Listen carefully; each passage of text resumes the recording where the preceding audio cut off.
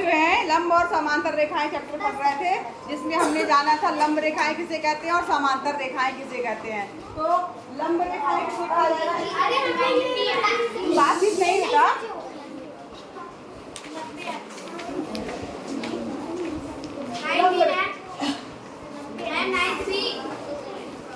लंब रेखाएं किसे कहा जाएगा?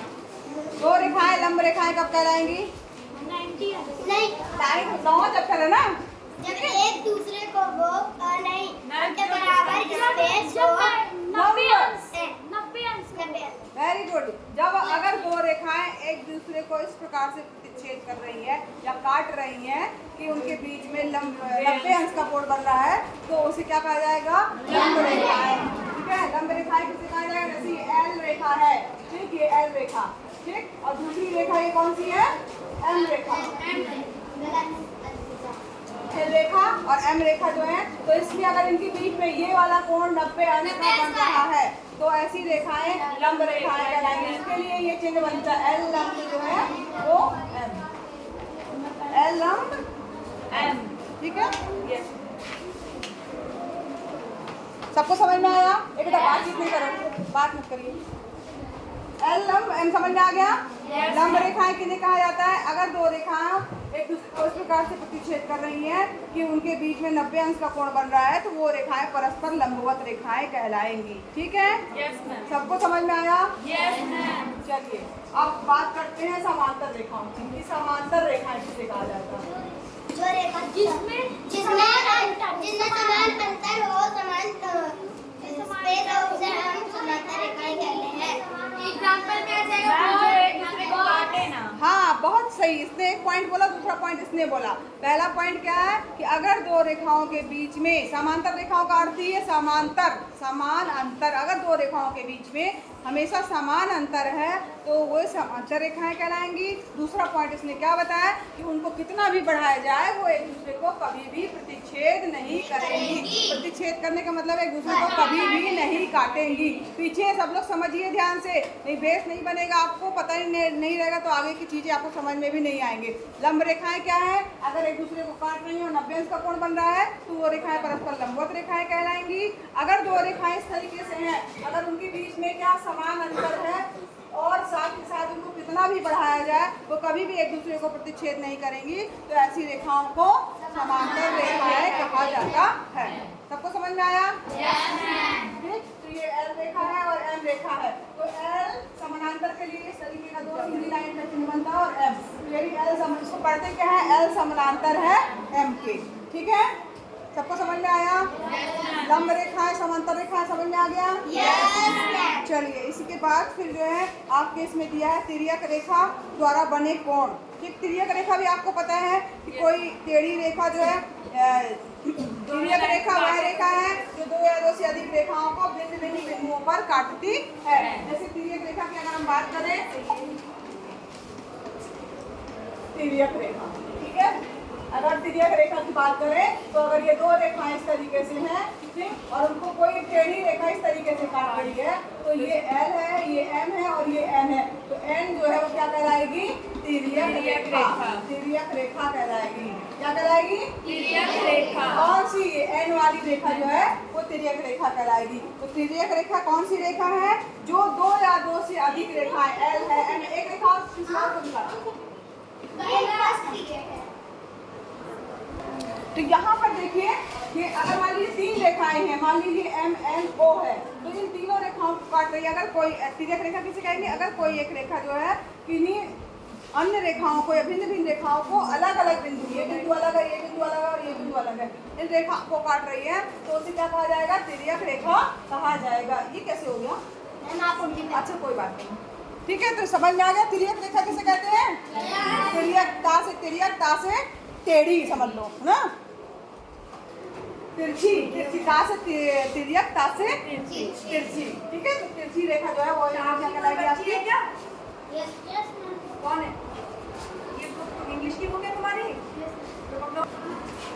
ठीक है, अब यहाँ पर देखिए इससे गुणधर्म पढ़ेंगे। अंतर क्षेत्र हमने एक चीज और पढ़ी थी कि रेखाओं के अंतर क्षेत्र और बाह्य क्षेत्र की बात की थी ना।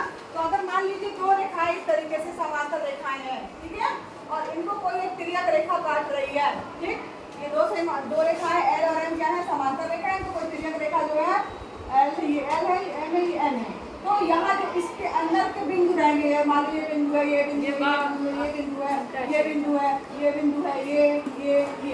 तो ये यहाँ पर जैसे मान लो इसका नाम दे दो A B C D E F G H I, ठीक है।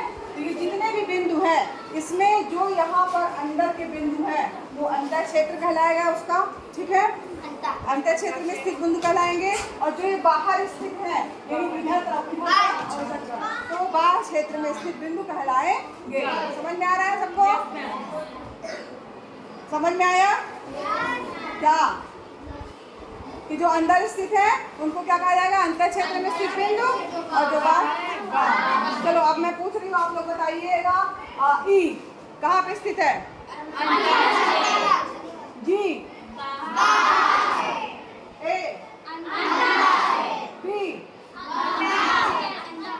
अंतर, डी एच आई, ठीक है। समझ में आ गया ना? अंतर क्षेत्र बाह्य क्षेत्र अच्छे से समझ गए? चलिए आगे बढ़ते हैं। अब यहाँ पर देखिए अंतर क्षेत्र बाह्य क्षेत्र भी आप समझ लिए। अब तिर्यक रेखा द्वारा जो कोण बन रहे हैं उन कोणों को समझते हैं।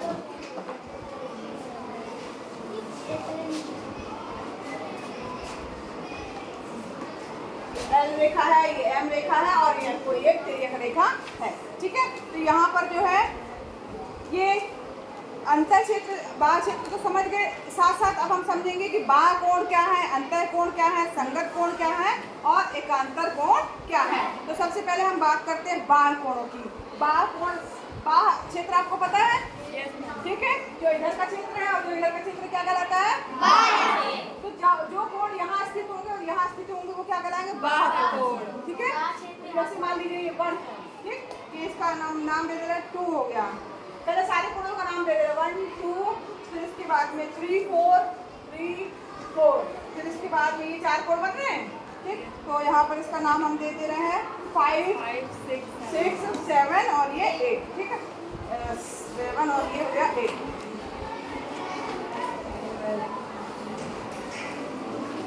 5 6 इसको 7 8 5 के बाद इसमें दिया गया है, ठीक। चलो अब यहाँ पर हम सबसे पहले बात करते हैं जिन जिन चीज़ों की बात कर रहे हैं उसकी बात। पहला है बाह्य कोण, बाह्य क्षेत्र में स्थित कोण या बाह्य कोण इसको बोला जाएगा। बाह्य कोण, बाह्य कोण, ठीक है।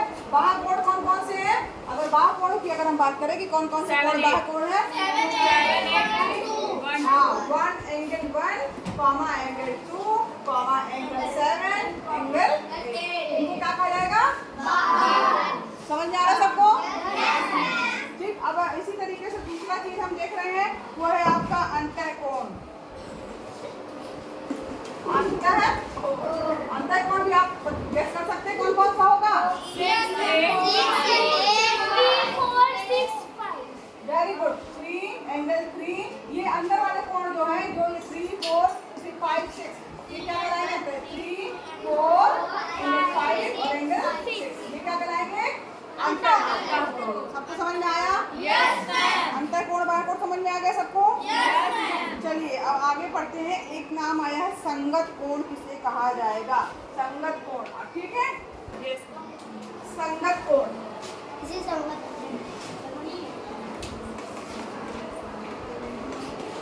चित्र यही रहेगा, इसी में आपको बताना है कि संगत कोण कौन से होंगे, ठीक। अब यहाँ पर देखो संगत कोण का मतलब हुआ कि जो एक तरफ है, जैसे कि अगर हम बात करें अब यहाँ पे इसमें देखेंगे आप एंगल 1 एंगल 5, एंगल 1 और एंगल 5। एंगल 1 का मतलब जैसे जो तिर्यक रेखा काट रही है तो जो इधर वाला ये कोण और ये कोण क्या कराएंगे? संगत कोण। 4 और 8 संगत कोण, समझ में आ रहा है? 2 और 6 संगत कोण, 3 और 7 संगत कोण। तो यहाँ पर इसके संगत कोण के 4 बिंदु लिखेंगे, 1 और 5 हो गया। दूसरा बताइए, आप लोग खुद ही बताइए। 7 8 नहीं 7 8 नहीं, कहाँ से होगा? ध्यान दीजिए। 2 और 6, वेरी गुड। एंगल 2 और एंगल तीसरा 4 और 8, एंगल 4 और एंगल 8।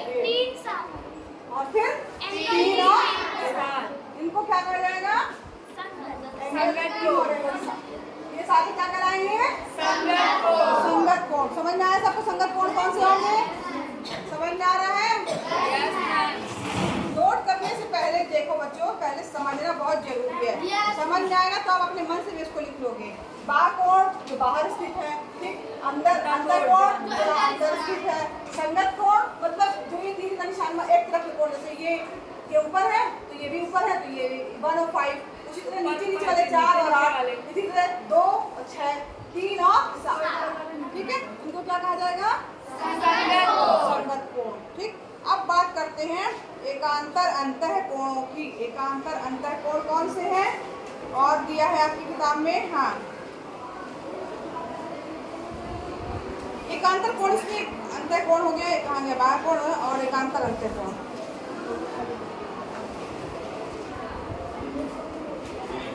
नाम कहाँ लिखे? अब यहाँ पे जगह ही नहीं बची, यही लिख दे रहे हैं एकांतर अंतर कोण, या इसको एकांतर कोण बोला, एकांतर कोण।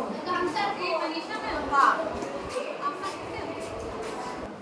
चलो अब एकांतर जो है वो अंतर कोण या एकांतर कोण की अगर हम बात करें कि जिसमें एक का अंतर है, जैसे 4 एंगल और 6 एंगल, ये जो है वो क्या कहलाते हैं? एकांतर कोण कहलाते हैं। अगर एकांतर अंतर कोण की बात करें तो ये जितने ये वाले कोण हैं, कौन कौन से? एंगल 1 और एंगल जो है 1 और जैसे ये वाला कोण और ये एंगल 4 और एंगल 6, 4 और 6 ये तिरछे, ये वाला और एंगल 3 और एंगल 5, ये क्या बनाएंगे? एंगल 2 और 8 नहीं होगा। एंगल 2 और एंगल 8 ये नहीं होगा, सिर्फ इसी में अंदर के कोणों में ही होगा, ठीक है। एकांतर, इनको एकांतर अंतः कोण भी बोला जाता है या एकांतर कोण भी बोला जाता है। तो यहाँ पर 4 और 6, 3 और 5, ठीक। समझ में आया सबको? चलिए।